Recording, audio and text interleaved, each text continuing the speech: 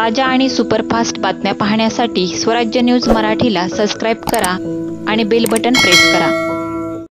नमस्कार, मी कुमार आशीर्वाद, जिल्हाधिकारी सोलापूर। आज सांगोला विधानसभा मतदार क्षेत्रामध्ये पोलिंग बूथ क्रमांक 86 बागलवाडीमध्ये घटना घडली आहे। त्यामध्ये एक मतदाराने ईव्हीएम मशीनला पेटवण्याचा प्रयत्न केला आहे। त्यामुळे जे बॅलेट युनिट आहे, तिथे 3 बॅलेट युनिट होते, जे बॅलेट युनिट्स आहेत ते थोडा काळसर जाण्यासारखं दिसून येत आहे। थोडा ते ब्लॅक झालेले आहेत, पण बॅलेट युनिट पण इंटॅक्ट आहे, कंट्रोल युनिट पण इंटॅक्ट आहे आणि व्हीव्हीपॅट मशीन सुद्धा इंटॅक्ट आहे। पोल प्रोसेसवर कुठल्याही प्रकारचा यावर प्रादुर्भाव पडला नाही। बॅलेट युनिट पण इंटॅक्ट होता, तरीसुद्धा कोणाला कुठल्याही प्रकारचे संशय नाही झाला पाहिजे, त्यासाठी आम्ही पूर्ण ईव्हीएम मशीन रिप्लेस केलं आहे। नवीन ईव्हीएम मशीनवर आम्ही मॉक पोल केला आणि त्यानंतर तिथे ते नवीन ईव्हीएम मशीनवर प्रोसेस पण जे वोटिंग प्रोसेस आहे तो पण पुन्हा सुरू झाला। आता तिथे शांताने पोलिंग प्रोसेस सुरू आहे। जे ओरिजिनल ईव्हीएम मशीन होता त्याचे कंट्रोल युनिट इंटॅक्ट असल्यामुळे, त्याचे व्हीव्हीपॅट मशीन इंटॅक्ट असल्यामुळे जे वोट्स ऑलरेडी त्यामध्ये रेकॉर्डेड होते त्याला मी काउंटिंगच्या वेळी मोजणी पण करू शकतो। तर पोलिंग प्रोसेसवर कुठल्याही प्रकारचा प्रादुर्भाव नाही झाला आहे। तिथे रिपोल करण्याची कुठल्याही प्रकारची आवश्यकता नाही आहे।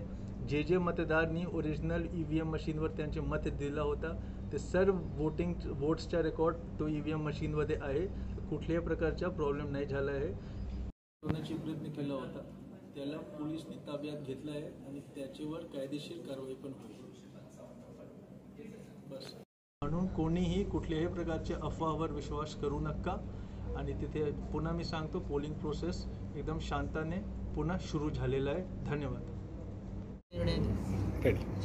मी मोनिका सिंह, निवडणूक निर्णय अधिकारी, 43 माडा लोकसभा मतदारसंघ 253 सांगोला या विधानसभा मतदारसंघामध्ये आज पोलिंग स्टेशन नंबर 86 बागलवाडी येथे एका मतदाराने बॅलेट युनिट पेटवण्याचा प्रयत्न केला। ते तात्काळ लक्षात आल्यानंतर त्या मतदाराला पोलिसांच्या ताब्यात देण्यात आलेलं आहे। तसेच ते बॅलेट युनिट जे आहे ते थोडंसं काळसर झालेलं आहे, परंतु बॅलेट युनिट, कंट्रोल युनिट आणि व्हीव्हीपॅट याला कुठलीही इजा झालेली नाही आणि ते पूर्णपणे इंटॅक्ट आहे। तरीही तिथलं जे बॅलेट युनिट, कंट्रोल युनिट आणि व्हीव्हीपॅट हे बदलून तिथे मॉकपोल घेऊन जी निवडणुकीची प्रक्रिया आहे ती नवीन मतदान यंत्रावरती सुरू करण्यात आलेली आहे आणि सगळं शांततेत पार पाडण्यात येत आहे। त्यामुळे मी सगळ्या मतदारांनाही आवाहन करेल की त्यांनी कुठल्याही अफवांवरती विश्वास ठेवू नये।